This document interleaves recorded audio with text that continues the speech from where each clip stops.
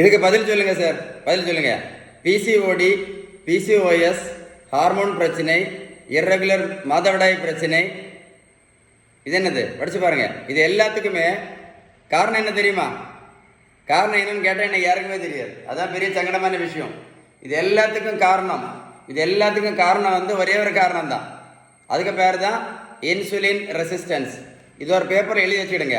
இந்த insulin resistance சரி பண்ணணும்னா ஒரே ஒரு வழி தான், ரெண்டு வழியெல்லாம் கிடையாது, ஒரே ஒரு வழி தான். அதுக்கு பேர் தான் பேலன்ஸ்டு டயட். நீங்கள் பேலன்ஸ்டு டயட் கரெக்டாக ஃபாலோ பண்ணலன்னு வைங்களேன், நீங்கள் பேலன்ஸ் டயட் கரெக்டாக ஃபாலோ பண்ணலைன்னா வாழ்க்கை முழுவதும் ஹார்மோன் மாத்திரை சாப்பிட்டுட்டே இருக்க வேண்டியதுதான். அதனால வெரி வெரி வெரி இம்பார்ட்டன்ட் என்னது? Balanced diet. எதை மறந்தாலும் இன்சுலின் ரெசிஸ்டன்ஸை மறந்துடாதுங்க. இன்சுலின் ரெசிஸ்டன்ஸ் இருந்துச்சுன்னு வைங்களேன், சுகர், ப்ரெஷர், கெட்ட கொலஸ்ட்ரால் இதெல்லாம் கூட வரும். வீடியோ சேவ் பண்ணி வச்சு மறக்காம உங்கள் ஃப்ரெண்ட்ஸுக்கு ஷேர் பண்ணி கொடுங்க. நிறைய பேருக்கு யூஸ்ஃபுல்லாக இருக்கும்.